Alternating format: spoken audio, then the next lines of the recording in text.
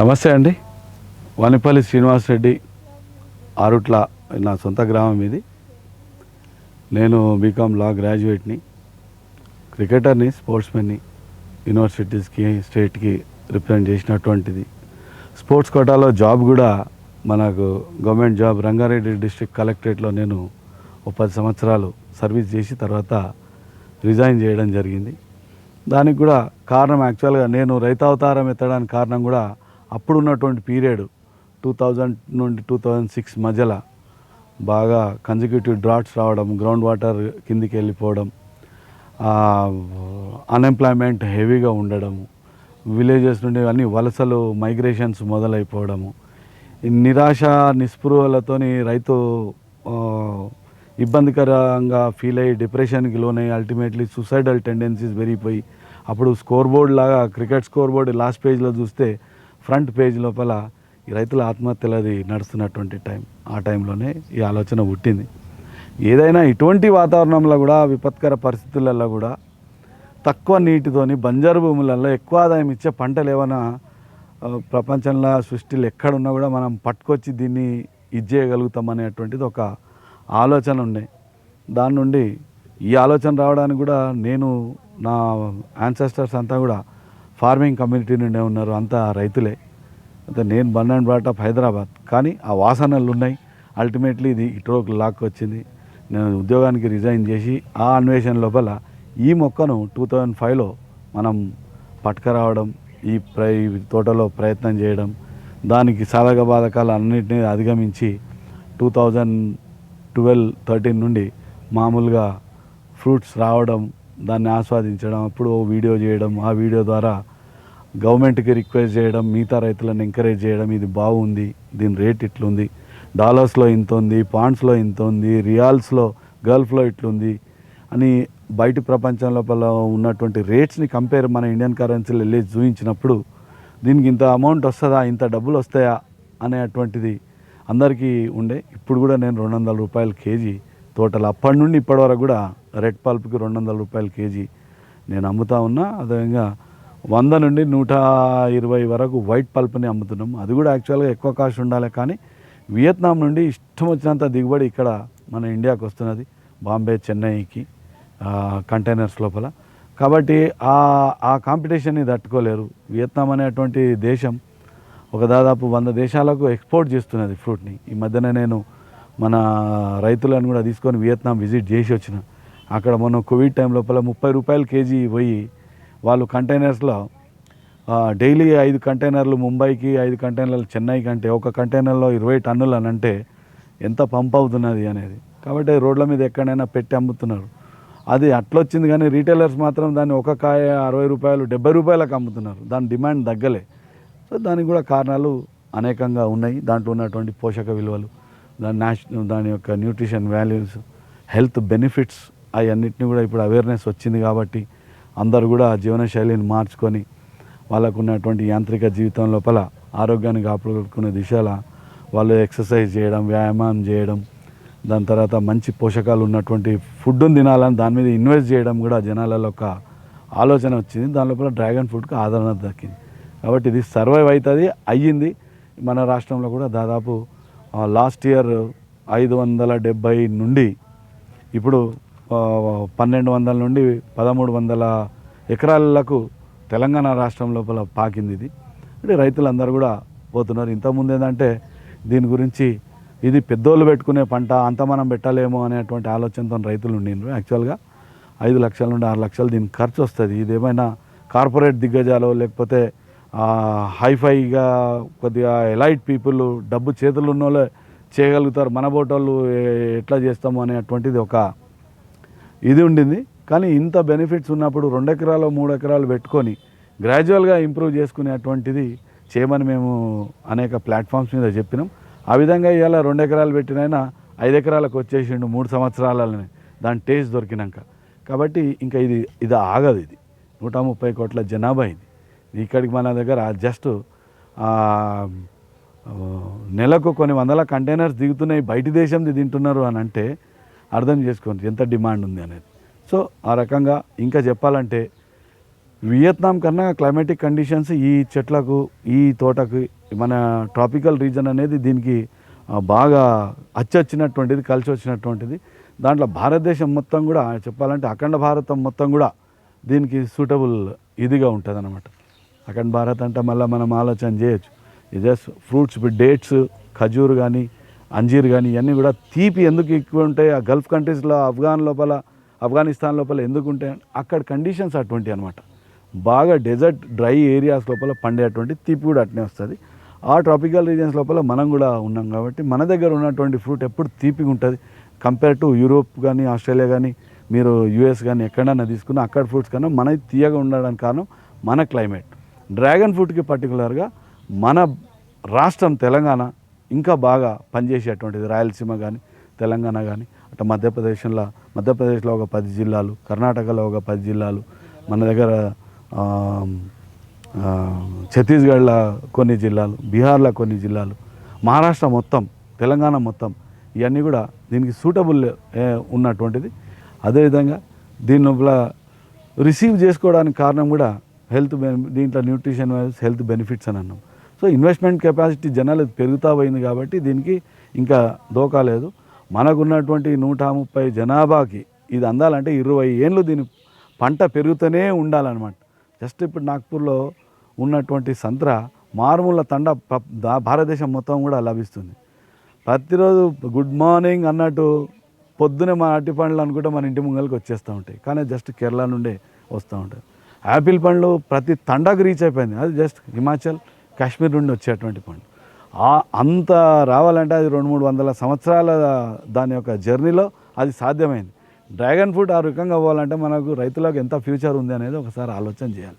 Demand and supply ఈక్వల్గా ఉన్నప్పుడు బాగుంటుంది. ఇప్పుడు డిమాండ్ అని అంటే అర్బన్ ఏరియాస్, టౌన్స్ లోపలనే డ్రాగన్ ఫ్రూట్ గురించి తెలిసింది, గ్రామాలలో ఇంకా పోలేదు. కానీ గ్రాడ్యువల్గా ఇప్పుడు అంతా కూడా మనకు కమ్యూనికేషన్ సిస్టమ్, ట్రాన్స్పోర్ట్ సిస్టమ్ ఇవి పెరిగి ఉద్యోగరీత్యా అన్నీ కూడా టౌన్స్, విలేజెస్కి అంతా ఇప్పుడు పెరిగింది కాబట్టి చాలా ఫాస్ట్గా సిటీకి రాకపోకలు పెరిగినాయి కాబట్టి డ్రాగన్ ఫ్రూట్ కూడా విదిన్ నో టైం గ్రామాల్లోకి రీచ్ అవుతుంది అనేటువంటిది నా యొక్క అనుభవం దీని లోపల.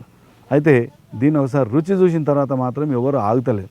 ఆరోగ్యానికి మంచిదంట అని చెప్పేసి వేరే వాళ్ళు ఇంత ఆఫర్ చేయలేడని మేము అనుకుంటాము. పెద్ద మనిషి వస్తాడు గోచితోని ఊరికే అట్లా చుట్ట తాగుకుంటా ఉంటాడు, వీళ్ళు ఈ పండ్లు తినలేరు అని అనుకుంటాం.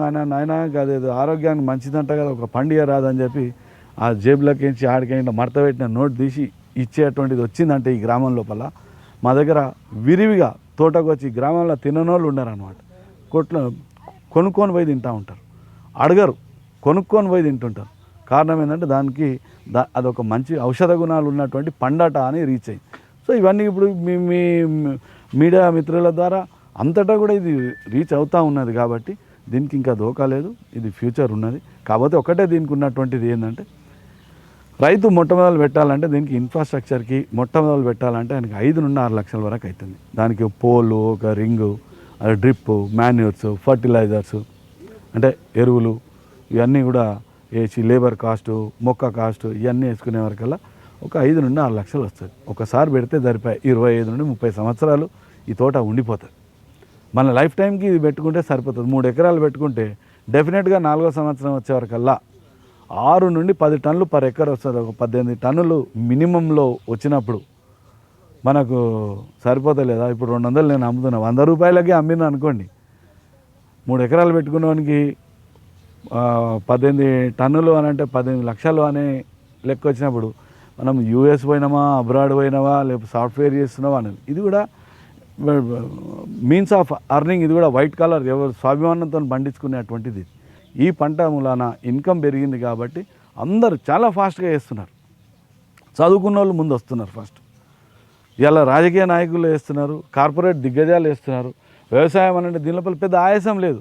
మిగతా వాటికి 40 డేస్ క్రాపా, 2 మంత్స్ క్రాపా, వరి అయితే 4 నెలలదా అనేటువంటి దాని మీద మళ్ళీ 4 నెలల తర్వాత ఏంది, పసుపు వేస్తే ఎన్ని రోజులు వేస్తాం, చెరుకు వేస్తే ఎన్ని రోజులు వేస్తాం, దాని తర్వాత తీసి మళ్ళీ పువ్వు వేస్తే ఏమేస్తుంది, లేకపోతే హార్టికల్చర్లో బత్తాయి ఏ సీజన్లో ఉన్నది, తర్వాత పుచ్చపండు వేయాలంటే అన్నీ 40 డేస్ మంత్స్ క్రాప్స్ ఇవి తీసి మళ్ళీ ఇంకోటి వేయాలంటే ఇది కంటిన్యూస్ ప్రాసెస్.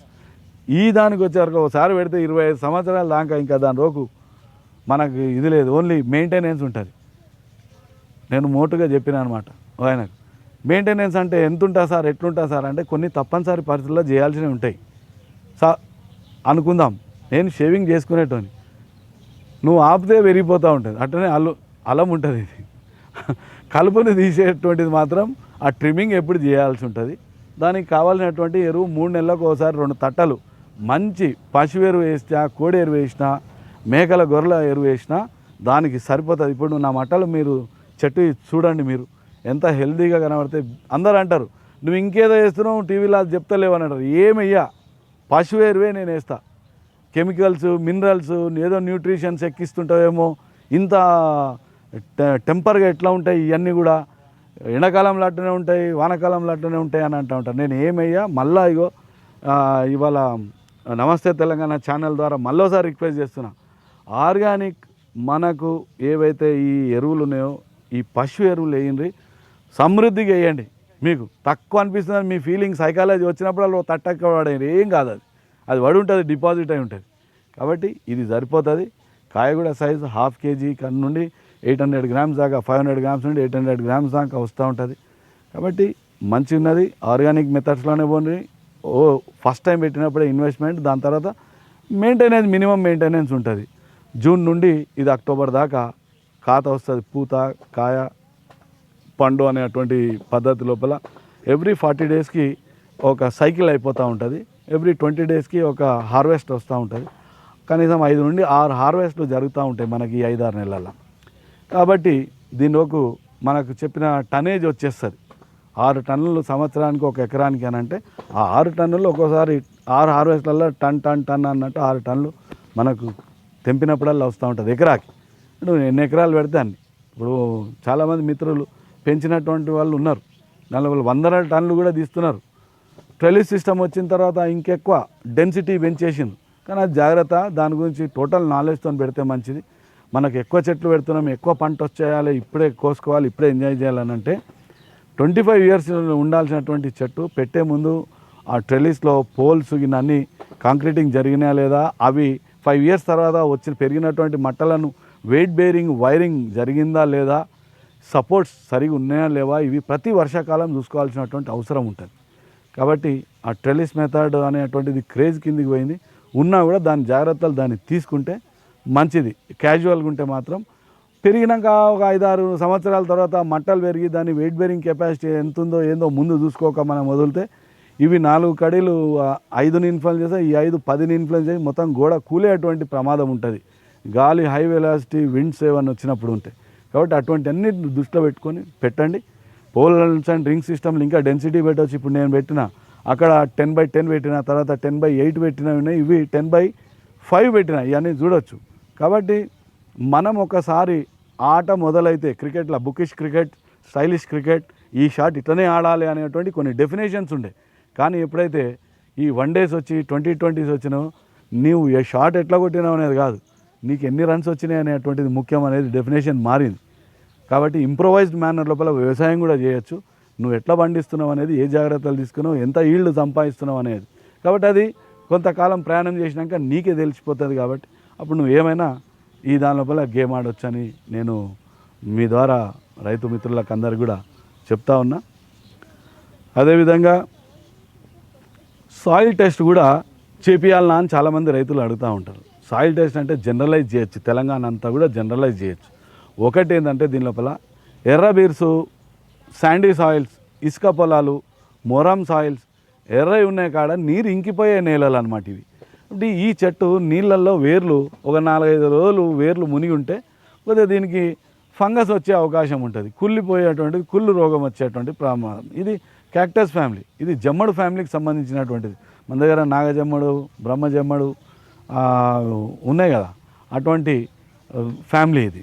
కాబట్టి ఇది నీళ్ళల్లో ఉండేది కాదు, ఇది గుట్టల్లో, పుట్టల్లో, రాళ్ళల్లో అట్లా బోళ్లకు పెరిగినటువంటి ఎట్టి చెట్టు ఇది. అంటే దానికి ఒక 5-6 రోజులు నీళ్ళు మడుగులో మునిగింది అనుకోండి, ఫంగస్ వచ్చే ప్రమాదం ఉంటుంది, అది జాగ్రత్త తీసుకో. అందుకే నీళ్ళ ఎర్రబీర్సు అని అంటాం. కానీ అట్లని చెప్పి బ్లాక్ కాటన్ సాయిల్స్, నల్లరేగడి మట్టి లోపల పనికిరావా అని అంటే అది కూడా వస్తుంది. అక్కడ నీళ్లు తొందరగా ఇంకిపోవు, నిలబడితే మడుగులు చాలా రోజుల వరకు మడుగులాగానే ఉంటుంది. కాబట్టి అటువంటి కాడ ఏంటంటే బోధే కొట్టాలి. ఇక్కడ నుండి అక్కడ దాకా 2 feet వెడల్పు, 2 feet హైట్లా బోధే కొట్టి బోధే మీద కడి పెట్టండి, సర్ప్లస్ వాటర్ ఎక్కువైన నీరు జారిపోతుంది. కాబట్టి ఆ సిస్టమ్ లోపల నల్లరేగడి మట్టిలలో చేయొచ్చు, ఏమి ఇబ్బంది లేదు. కాకపోతే కొన్ని ప్లేసెస్లలో pH వాల్యూ అనేటువంటిది కొద్దిగా చెక్ చేయాల్సినటువంటి అవసరం ఉంది. సూర్యాపేటలో కొన్ని ప్రాంతాలలో ఏదో యురేనియం ఎఫెక్ట్ ఉన్న కాడ pH వాల్యూ ఎక్కువ ఉండి రస్ట్ డిజీజ్ ఎక్కువ తక్కువ వచ్చి తొందరగా చెట్లు ఇనుప తెగులకు రావడం, కుళ్ళిపోవడాలు అటువంటివి జరుగుతూ ఉన్నాయి. కాబట్టి అవి మనకు ఎక్కడ రాష్ట్రం మొత్తంలో ఎక్కడ కూడా రాయలసీమ ఇక్కడ కానీ ఎక్కడ కూడా అటువంటి ప్రాబ్లం రాలే. సూర్యాపేట ఏరియాలో ఒక 2-3 రైతుల దగ్గర మాకు అది వచ్చింది నోటీస్లో. సాయిల్ టెస్ట్ చేపియమన్నప్పుడు అవి బయటపడ్డాయి. కాబట్టి అప్పుడు మేము కనుక్కుంటే దాని 7 దాటకపోతే మంచిది. 4 to 7 pH వాల్యూ ఉన్న కాడ బ్రహ్మాండంగా పనిచేస్తూ ఉంటుంది. కాబట్టి 7.5 అనేది హై రిస్క్లో ఉంటుంది.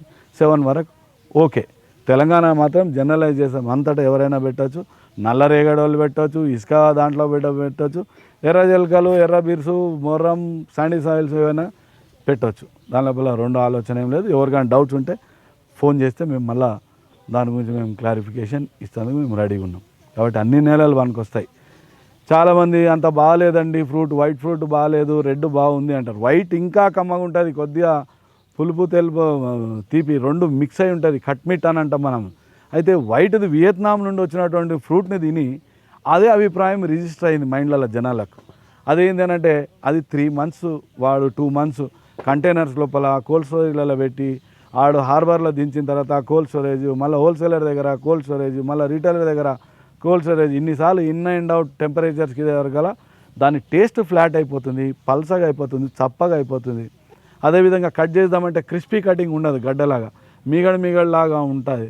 కాబట్టి అది టేస్ట్ చప్పగా ఉంది, అంత బాగాలేదు అని ఒక అభిప్రాయాన్ని సెట్ చేసుకుంటారు. మీరు ఏడనైతే ఎవరెవరైతే చప్పగా అనిపించిందో అది మన ఫ్రూట్ కాదు, భారతదేశంలో పుట్టినటువంటి ఫ్రూట్ని మీరు తినలేదు అని దాని అర్థం. మీరు తెల్లదైనా ఎర్రదైనా ఈ మన దేశ పంట మీరు తిన్నప్పుడైతే మీరు ఎంజాయ్ చేస్తారు. రెడ్ పల్ప్ కన్నా వైట్ పల్ప్ని కూడా ఎంజాయ్ చేస్తారు, చాలా బాగుంటుంది. దాని మీద చాట్ మసాలా వేసుకొని తింటే మామూలుగా ఉండదు అది వైట్ పల్ప్ ఇండియాది. అంటే ఆలోచన చేయండి దాని గురించి, ఒక అభిప్రాయం రాకుండా రెండు బాగుంటాయి రెండిట్లలో కూడా. అయితే అది ఆరోగ్యానికి మంచిది ఎక్కువనా, ఇది ఎక్కువనా ఆరోగ్యానికి మంచిది అని అడుగుతూ ఉంటారు.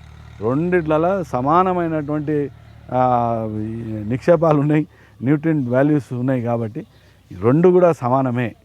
కాబట్టి మీరు ఎంజాయ్ చేయండి డ్రాగన్ ఫ్రూట్ని, ఆరోగ్యాన్ని కాపాడుకోండి, మన ఎకానమీని పెంచుకోండి, ఫ్యామిలీని ఇంకా కొద్దిగా ఆర్థికంగా మనము ఇది చేసిన వాళ్ళం అవుతాం.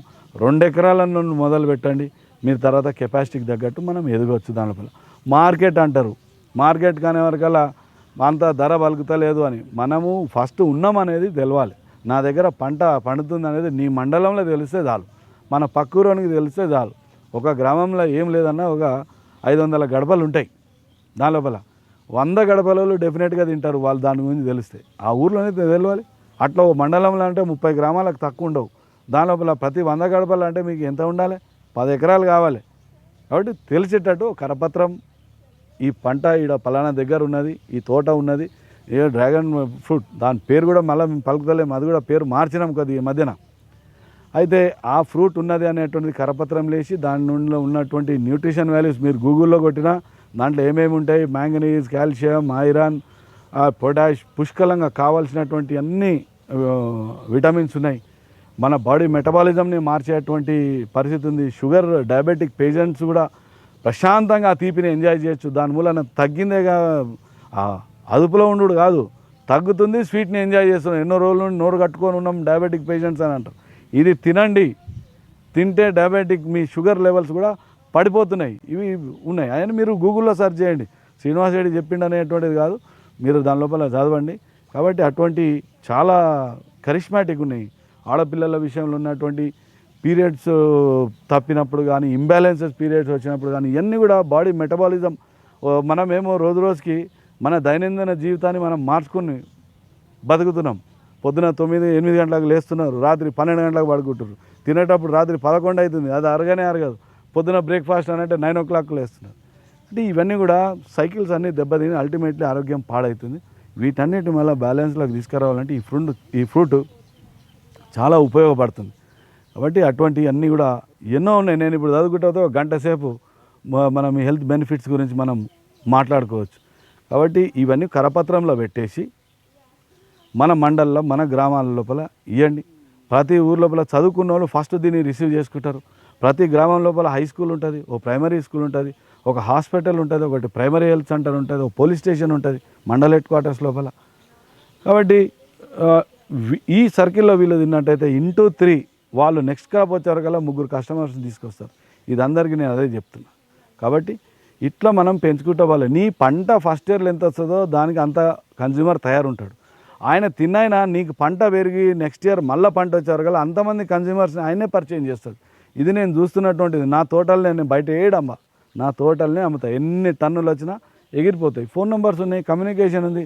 నేను హార్వెస్ట్ చేస్తున్నా, నాకు ఇంత మీరు కావాల్సిన వాళ్ళు ఒకసారి ఇది చేయండి అంటే వాళ్ళు ఆటోమేటిక్గా ఆ గ్రూప్లో పడేస్తున్నారు. 100 బాక్సులు 10 కేజీస్ అంటే 1 టన్ను బాయ్. ఇప్పుడు గేటెడ్ కమ్యూనిటీస్ వచ్చినాయి హైదరాబాద్ లోపల.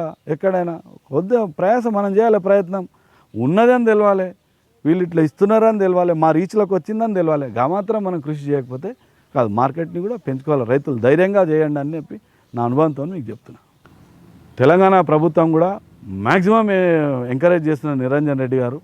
మామూలుగా కాదు, వాళ్ళు ఎగ్జాటిక్ ఫ్రూట్స్ కింద సెంట్రల్ గవర్నమెంట్ దీన్ని డిక్లేర్ చేసింది. అవకాడో, కివి, డ్రాగన్ ఫ్రూట్ని సెంట్రల్ గవర్నమెంట్ ఎగ్జాటిక్ ఫ్రూట్స్ కిందకి ఇచ్చేసింది.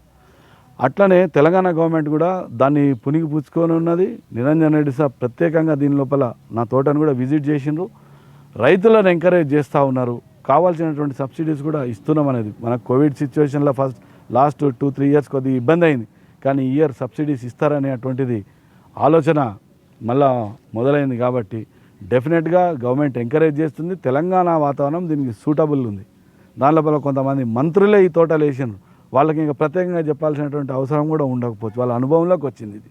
కాబట్టి దీనిలోకి అందరూ పోతూ ఉన్నారు. ఇప్పుడు నా దగ్గర నుండి పోయినటువంటిదే దాదాపు 70 ఎకరాలల్లో సాగు అవుతుంది, నా దగ్గర నుండి పోయిన విత్తనమే. కాబట్టి ఇట్లా అందరూ రోజు రోజు పెరుగుతున్నది, మంచిగా అనిపిస్తుంది. నేను ఈ లైఫ్ స్టైల్ని ఎంజాయ్ చేస్తున్నాను. పోల్స్ అండ్ రింగ్ ఈ రెండు కూడా ప్రత్యేకంగా వాళ్ళు స్పెషలిస్టులు ఉన్నారు. ఇప్పుడు దాని గురించే వచ్చి మన పొలానికే వచ్చి వేసిపోతున్నారు. అంటే కనీసం వాడు ఒక 7 మందితో వస్తారు. ఒక వ్యాన్ ఉంటుంది, వైబ్రేటర్స్ ఉంటాయి, పనిముట్లు ఉంటాయి. అంటే వాడు ఒక వ్యాన్ లోపల వస్తాడు. ఎస్టాబ్లిష్మెంట్ అంత పెద్ద దాంతో వచ్చినప్పుడు వానికి సరిపడా పని ఇవ్వాలి. మనం 1 ఎకరం గురించి కర్ణాటక నుంచి బీదర్ నుండి వాళ్ళు వచ్చి వేయాలంటే కాదు. కనీసం 3 ఎకరాలు నేను పెడుతున్నా అన్న రైతుకు వాళ్ళ తోటకే వచ్చి వేసిపోతున్నారు. వాళ్ళు 400 నుండి 450 మధ్యన దానికి ఖర్చు అవుతుంది. డ్రిప్ ఒక పోల్స్ అండ్ రింగ్ పైన సిమెంట్ రింగ్ వస్తుంది ఈ రెండింటికి. అదేవిధంగా డ్రిప్ ఉంది. డ్రిప్ కూడా 40,000 to 50,000 మధ్యన మీకు 1 ఎకరాకి డ్రిప్ సరిపోతుంది. మీకు మొక్క 60 నుండి 70 రూపాయల మొక్కలు దొరుకుతున్నాయి. ఒక మొక్క ఎకరాకి 500 పోల్స్, 4 పోల్కి 4 అన్నప్పుడు 2000 మొక్క పడుతుంది. 2000 మొక్క దీనికి అవసరం. అదేవిధంగా పశు ఎరువులు ఎకరానికి ఒక 5 ట్రాక్టర్లు అయితే ఎకరానికి సరిపడా ఇది అయిపోతుంది. అదేవిధంగా మన లేబర్ కాస్ట్, ఇక మనమే ఇంటిలోమే చేసుకుంటున్నాం, మా జాయింట్ ఫ్యామిలీ అని అనుకుంటే చాలా తక్కువ. లేదు అని అంటే 4 లేబర్ని పెట్టుకుంటే వాళ్ళ లేబర్ కాస్ట్ డిఫరెంట్ ఏరియాలో డిఫరెంట్ 50 రూపాయల తేడా లోపల లేబర్ వాళ్ళకి దొరుకుతుంది. మొత్తానికి ఇదంతా కలిపితే 5 లక్షలు వస్తుంది. దున్నుకాలు, పాతకాలు ఇవన్నీ కూడా చేసి ఎస్టాబ్లిష్ చేయడానికి 5 నుండి 6 లక్షలు దీనికి దిగుతుంది. ఇది మొత్తం భారతదేశం అంతా కూడా సేమ్ క్యాలిక్యులేషన్లు ఉంది. మినిమం వాటర్తో సర్వైవ్ అయ్యే చెట్టు ఇది. జూన్ నుండి నేను నవంబర్ వరకు ఒక్క చుక్క నీరు కూడా నేను బోర్ నుండి డ్రిప్ నుండి ఎందుకంటే ఇది తడిపొడి వాతావరణమే చాలు దీనికి. ఫ్లడ్ ఇరిగేషన్, కాలువ సాగులు, నీళ్లు పార్పిచ్చి చేసేటువంటిది కాదు ఇది. కాబట్టి దానికి డ్రిప్ కానప్పుడు మనకు రెగ్యులర్ ఇంటర్వెల్లో 15 రోజులకు ఒక డొల్లు వాన పడ్డా ఆ తేమ దాని లోపల ఉంటుంది, అదే సరిపోతుంది. అప్పుడు జూన్ నుండి అక్టోబర్, నవంబర్ దాకా అసలు మనం నీళ్ళు ఇవ్వాల్సిన అవసరం లేదు. నేను గత 5 ఏళ్ళే ఈ 6 నెలల్లో నేను ఎప్పుడు ఒక్క చుక్క నీళ్ళు కూడా ఆగస్టులో ఒక్కటి కొద్దిగా అప్పుడు తీవ్రంగా ఎండలు వస్తాయి ఒక్కోసారి, కానీ లాస్ట్ 3 ఇయర్స్ నుండి అది కూడా లేదు. కాబట్టి నాకు ఇచ్చేటువంటి పరిస్థితి రాలేదు. జనవరి సంక్రాంతి నుండి ఎండలు పెరుగుతూ ఉంటాయి.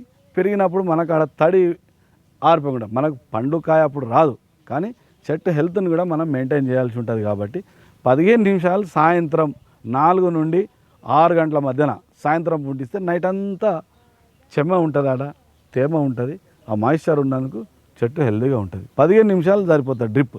4 డ్రిప్పర్లు పెట్టండి, 8 లీటర్స్ పర్ అవర్ డిశ్చార్జ్ అయ్యేటువంటి డ్రిప్పర్స్ పెట్టండి, సరిపోతుంది దానికి. 15 నిమిషాలు, 10 నుండి 15 నిమిషాలు. దీని రూటు భూమిలోకి లోతుకు పోయేది కాదు. ఇది జస్ట్ ఒక 5 ఏళ్ళ చెట్టు కూడా 2 ఫీట్లు దాటదు వెడల్పులా, కిందికి ఫీట్ దాటదు ఎంత పెద్ద చెట్టు అయినా కూడా. కాబట్టి మనము నీరు ఎక్కువ ఇస్తే ఆ వృధాగా లోపల భూమిలోకి పోయేది తప్ప ఇడ కాదు. కాబట్టి మీద తడిస్తే చాలు, ఆ బోధే తడిస్తే చెట్టు చుట్టూ సరిపోతుంది. 10-15 నిమిషాలు. చీడ పీడన డెఫినెట్గా దీని లోపల వస్తుంది. ఎక్కువ ఏంటంటే గండు చీమ, దాని లోపల ఉన్న జెల్ ఏదైతే ఉంటుందో, లోపల జిగురు పదార్థం ఉంటుందో దాన్ని తినడానికి వస్తుంది, లేత పువ్వుని తినడానికి వస్తుంది. అటువంటి టైంలో గండు చీమ ఆడ కనబడుతుందంటే ఒకసారి స్ప్రే చేయాలి. ఇక ఆర్గానిక్లో చేసే వాళ్ళకు చాలా అస్త్రాలు వచ్చినాయి, కీటక నాశినీలు వచ్చినాయి, అవి మనం సొంతంగా తయారు చేసుకునే కషాయాలు వచ్చినాయి. జనాలందరూ కూడా దానికి తయారైపోయింది. అట్లనే దబ్బున ఎవరన్నా లేదంటే మా ప్రాక్టీస్ అది నడుస్తుంది, కింద మేము న్యూట్రిషన్స్ అన్నీ కూడా అవి ఇస్తున్నాం, పైన కూడా ఇది స్ప్రే చేస్తామని అంటే దాంట్లో కూడా ఒక 2 ml per liter క్లోరోఫైడిఫాసో లేకపోతే ఎన్నో ఉన్నాయి, ఇన్సెక్టిసైడ్స్ చాలా వచ్చినాయి ఎన్నో బ్రాండ్స్లలో. కాబట్టి మళ్ళీ నేను దాంట్లోకి పోను, కంపెనీలకు మళ్ళీ మనం ప్రమోట్ చేసినట్టు. కీటకనాశినీలు ఏవైనా సరే ఒకసారి స్ప్రే చేసేస్తే మళ్ళీ 3 నెలల దాకా దాని ధరికి రావు. అదొకటే. ఇక పండు ఉన్నప్పుడు మాత్రం అదొక్కటే జాగ్రత్త, తయారైన పండును కొట్టేస్తుంది. పండుగ సమస్య, పండుగ మామిడి లోపల, బత్తాయి లోపల, సపోటా, పప్పాయ అన్నిట్లోనూ ఇబ్బంది పెడుతున్నది. ఓ చిన్న ఘాటట కొట్టిపోతుంది, లోపల తెల్ల పురుగు వచ్చేస్తుంది. అదే డ్రాగన్ ఫ్రూట్ కూడా అటువంటి పరిస్థితి ఉంది. వర్షాలు బాగా పడతా ఉంటే పండు తెంపే టైం అయినా కూడా వర్షాలు పడి మనం తెంపలేకపోయినప్పుడు ఆ పండుగ మెత్తగా ఉన్నట్టు దాని మీద ఒక ఇది కొడితే మళ్ళీ వస్తుంది. కాబట్టి దాని గురించి ఫ్రూట్ ఫ్లై ట్రాప్స్ వచ్చినాయి, మనం సొంతంగా తయారు చేసుకునేటువంటివి ఉన్నాయి.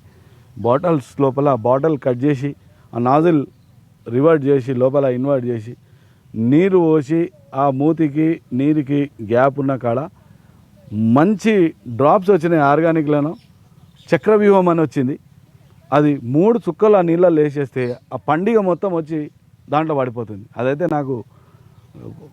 నాకు 3 years బ్యాక్ ఆ చక్రవ్యూహం నా చేతికి రానప్పుడు 2 టన్నులు 3 టన్నుల పండు నేను తెంపి పడేస్తుంటే, ఎప్పుడైతే నాకు ఈ చక్రవ్యూహము దొరికిందో ఇక అక్కడ నుండి నాకు ఎక్కడ ఇబ్బంది రాలే.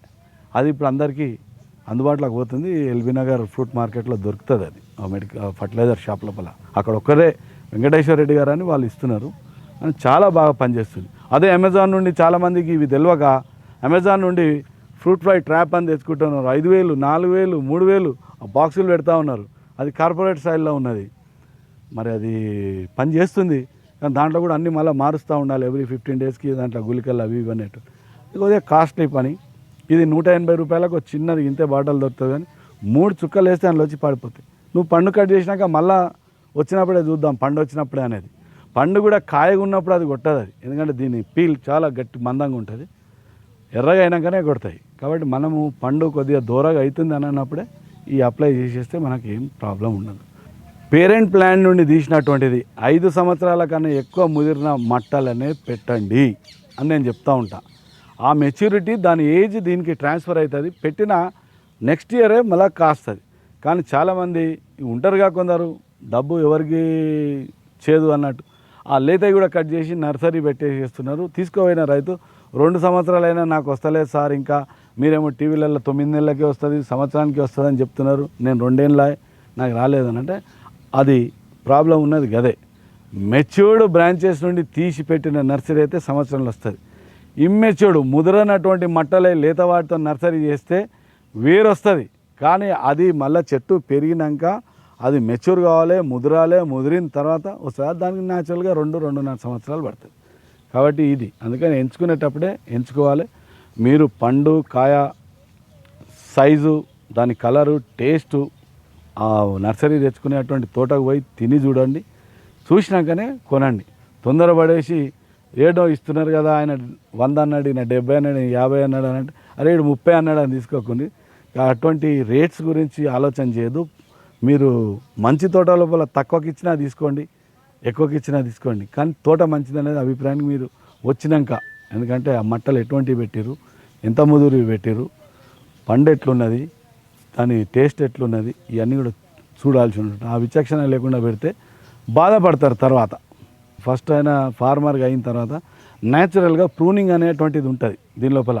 3 ఏళ్ళకి 4 ఏళ్ళకి ట్రిమ్మింగ్ చేసినప్పుడు పేరెంట్ ప్లాంట్ నుండి కొన్ని తీస్తారు కాబట్టి అది నర్సరీ డెఫినెట్గా అది పనికి వస్తుంది కాబట్టి అది పెడతారు. అవన్నీ కూడా పక్క రైతులు తీసుకుంటారు. ప్రతి ఫార్మర్ ఆ పని చేయాల్సిందే, చేస్తారు.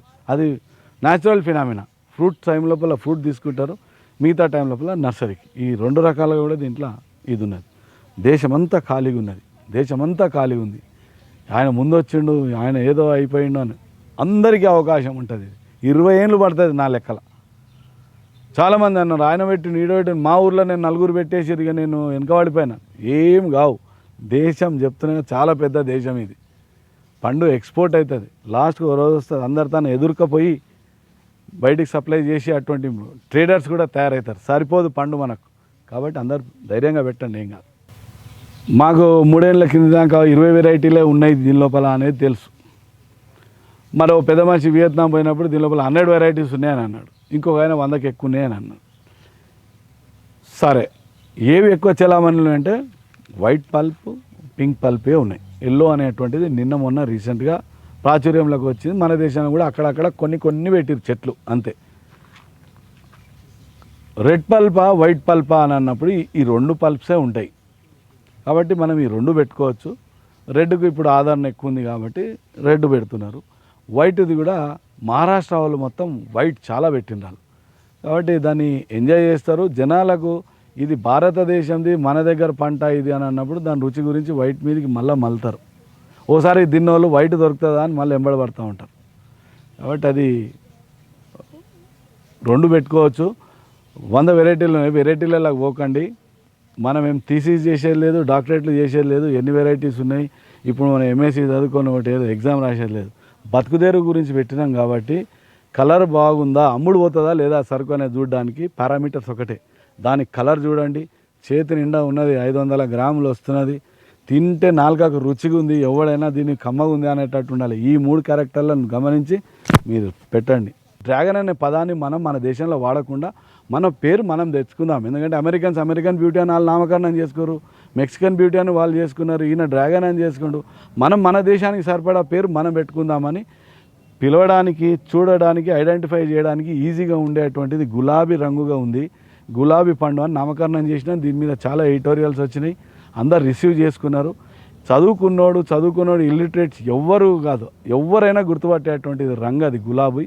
పలకడానికి కూడా టంగ్ ట్విస్టింగ్ లేకుండా ఉన్నటువంటి పదము గులాబీ. ఇంకోటి, అన్ని భాషలల్లో అన్ని రంగులకు వేరే వేరే వేరే పేర్లు ఉన్నాయి, కానీ గులాబీకి మాత్రం గులాబీ రంగే అని అన్ని భాషలలో ఉంది. కాబట్టి దీన్ని మనం గులాబీ పండు అని పిలుచుకుందామని ఒక 3 years బ్యాక్ అది జరిగినప్పుడు ఇమీడియట్ మనం అన్నాం. దాని తర్వాత ఈ విధంగానే జరిగింది. కాకపోతే నార్త్ ఇండియాలో దీన్ని గుజరాత్లో కమలం అని పిలవాలని సెంట్రల్ గవర్నమెంట్ అన్నది కమలం అనేది. కానీ కమలం పండు అంటే ఆల్రెడీ తెలుగు రాష్ట్రాలలో కమల పండు అంటే మనం సంత్రా అని అంటాం కాబట్టి మళ్ళీ కన్ఫ్యూజ్ కావద్దు. మనం దీన్ని గులాబీ పండు అనే పిలుచుకుందాం అనేటువంటిది నా ఆలోచన.